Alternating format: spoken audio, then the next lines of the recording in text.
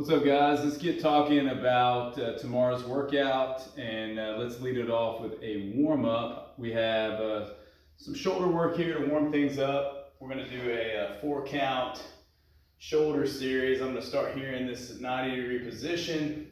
I'm going to reach up 1, 2, 3, 4. 1, 2, 3, 4. 1, 2, 3, 4. 1, 2, 3, 4. So go through the prescribed repetitions on that. Immediately from there, I'm going to grab a PVC or some sort of broomstick, a dowel, and from here I'm going to get some pass-throughs. So I'm just going to work 10 pass-throughs. I got a nice wide grip. After I do a few of these, I can narrow that grip up. If I can maintain straight elbow position, after you get 10 or so of those, I'm going to go into just a press. So notice when I'm pressing, I have rib cage stacked over pelvis. So I've created some stiffness, some bracing through my core. I'm not doing a bunch of this stuff right here because now I've lost that bracing through the core. So it's almost like I'm going to take a breath in, blow it out, and just keep some tension right here in my abdomen, like somebody's going to punch me. And then I'm just going to go straight up, right back down. Move my chin out of the way, straight up. My head comes through a little bit here through this window, right back down. So I'm going to get 10 of these presses, keeping the rib cage stacked right over my pelvis, remembering not to get herky-jerky through my trunk, aka my chest. So from there, we're going to get into some glute hip bridge.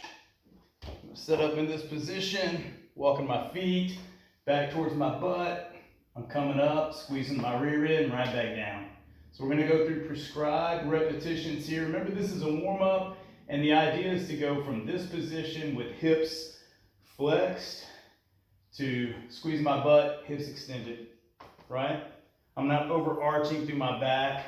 I just need to go right about here, maintaining this normal lumbar curve, making sure that in order to get my hips extended or straightened, I want my glutes to be the main driver. I'm going to feel some of this in my quads, especially because I'm a little sore in my quads. I just don't want my hamstrings to be working too much here or my low back extensor muscles working too much here. This is really to get these big glute muscles fired up, ready to go. I'm just bracing with my arms out about 45 degrees. I could very well just get my arms here if I wanted to, but that's our glute hip bridge.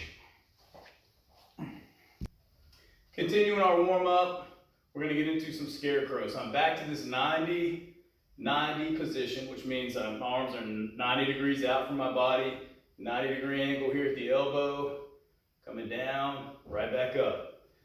So this is really all about maintaining my bicep, this upper arm position, straight, right there in that fixed position. And I'm just getting this rotation up. So all these muscles around my shoulder blades, all 4 of those rotator cuff muscles are just making this happen. Scarecrow. Doesn't have to be fast. Go through this downward dog walk, or just a walk out, a pump kind of deal with the heels, my feet, my calf muscles. So the way that this is going to look is I'm going to downward dog. I'm going to press through my hands, really getting some good work through the shoulders, really driving through these hands. My head and neck stays stacked right on top of my spine. Then from here, notice how my legs are pretty straight. I just want to walk this out. So 1, 2, 3, and 4. So it's like I'm walking out, trying to get my heels on the ground, and I'm just doing it alternating fashion each foot. Let's say I do that 4 count. I come right back, just kind of get a little up dog. What's up, dog? And then I'll try another repetition with the 4. I'll come through here. A little bit of that, right back into it. And we'll just go through the prescribed repetition here. Remembering to press through these hands through the ground so I can get through my shoulders, Keeping that butt high to the sky and just walking that out. And then from there, we'll just keep it rolling. Let's just get our inchworm walkout. So, straight legs, getting into my hammies. I'm gonna walk this out. I'm here, might as well do a push-up. Slowly walking feet to hands. Notice how straight my legs are. Feeling this, I'll come up, squeeze my butt. Then I can go right back into another repetition of inchworm. Finished the warm-up, went through that a couple times. We ended on the inchworms, which is a nice segue into some deadlifts. So the way that this workout is set up, it's Tabata. So we're gonna go through 8 rounds, 20 seconds of work, 10 seconds of rest. And we're gonna go through the complete Tabata with just one movement each time that we do this. And leading off our Tabata series here, or the Tabata buffet, is gonna be deadlift. So I'll just grab this kettlebell real quick. Let's say we got to figure out what we're going to deadlift. So in this case, I'm going to use kettlebell. So remember, our deadlift is a hip hinge movement. I'm going to drive my hips backwards, soft knee, and I am deadlifting or lifting up an object from the ground. I push my hips right back. Notice my straight fixed spine angle. So I'm moving very efficiently, and I want to be moving quickly through this 20 seconds of work, but form always trumps speed. I'm not gonna just go fast and sloppy. I want to have very intentional movement. So let's say you have the kettlebell, you're using that. You don't have a kettlebell, well, I can use my ruck. Same rules apply. Hip hinge, I'm driving back. Notice my spine angle. Notice my head and neck. Stay nice and in a really good position, stacked right on my spine. I'm not way up here like this, cranking my neck back. I can just stare off about maybe 8 feet in front of me right there. Up, light kiss on the ground. So there we go. You could, if you wanted to, you could definitely use a barbell if you had one. If you needed to use a dumbbell, you don't have a kettlebell, same thing. This is light, but still, same thing. Just making sure on my deadlift, there's no need to hyperextend like this. I just need to come up to a point, squeezing my butt like we did on the warm-up with the glute hip bridge, to where my hips are straight at the top, and then I just reverse that right back down. All right, so there's deadlift, 8 rounds, then we're gonna rest for 2 minutes, and then we'll get into the next movement. It's going to be a vertical press, a push press. So we need to find something that we can press overhead. So if you have the dumbbells, push press, I'm going to dip drive press. So notice on the dip, it's just a quarter squat. So just like we talked about in the warm-up, I'm going to keep this rib cage stacked right up over my pelvis with a braced core. All right?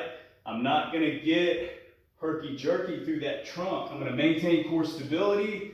Dip drive press. Right back down, dip drive press. Dip drive press. So it's a quick movement. If I don't have the dumbbells, maybe all I have is this ruck. This ruck has 60 pounds in it, so stout. Maintain that good stability through the core. Dip drive press. Dip drive press. Watch out for your straps there on your ruck. Nobody needs to get choked out, right?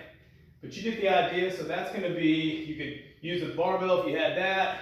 Remember, pick a weight that's going to allow you to move quickly, because once that 10 seconds of rest is up, you're right back into another set, working your way through 8 rounds of that, okay? So 20 seconds of work, 10 seconds of rest. Once you finish through the push press series, 2 minutes of rest once again, then we're gonna get loaded up on some sort of a front-loaded squat variation. Talk about our squat real quick, just the air squat. Same rules apply on my air squat, really any kind of squat I'm doing. Feet about shoulder width apart. Maybe I'm angled out a little bit just so my hips feel good through this position.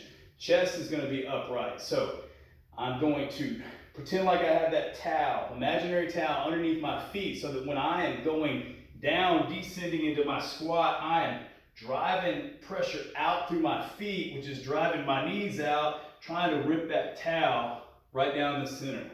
That's going to put the tension and the torque in these big hip muscles in my hip joint as opposed to my knees. I'm balanced, tripod foot. I'm actually barefoot here, just so happens. And I'm keeping big toe in the ground. I'm keeping pinky toe in the ground. And I'm keeping my heels into the ground.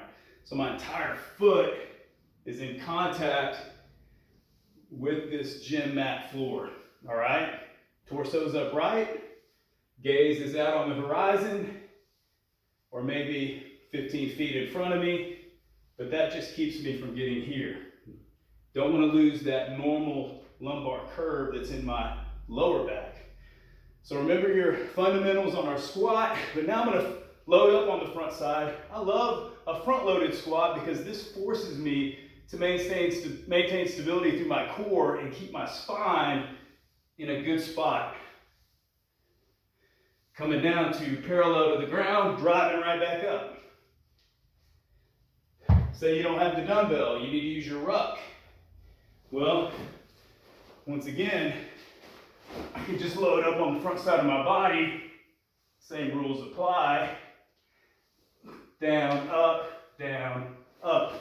Maintaining good postural position. If you have lighter dumbbells and you want to move fast, front load here on the front part of the body. Let's come down, let's come up. You guys get the idea. 8 rounds, 20 seconds on, 10 seconds off. All right?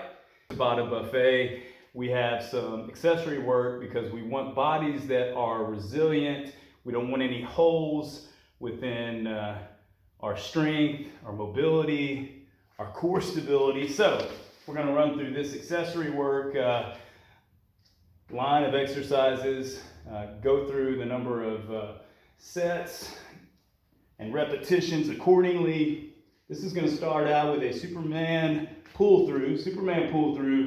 So from here, what I'm going to do is I'm going to get into this Superman position, and now I'm going to pull my elbows back towards my butt.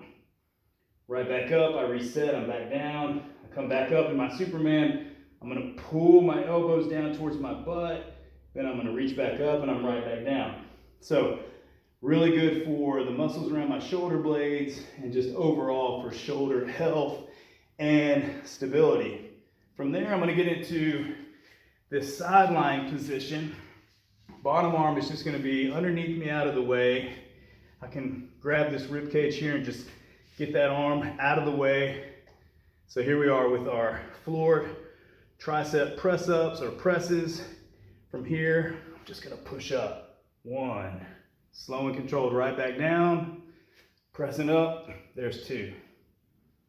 A great way to isolate our 3 triceps muscles on the back side and side here of our arm. Really good to strengthen the triceps. It's going to help us in all of our pressing exercises. Then from there, let's go into a curtsy lunge. Let's see if I can find some space. So, facing you guys straight away, I'm going to go the required amount of repetitions on one side before I move to the other side. So on a curtsy lunge, I am just going to step behind me and almost just tapping, there's no almost, I am tapping, slow and controlled, tapping that kneecap on the ground, okay? So from the side view, even though you can't see my head now, this is what it would look like. Down here and back up. So notice I'm very much controlled, but I am stepping backwards and then to the opposite side, or I guess really, I'm sorry, the same side of the body as this knee. Torso is upright, just a very slow and controlled movement. I would get everything on that side before moving on.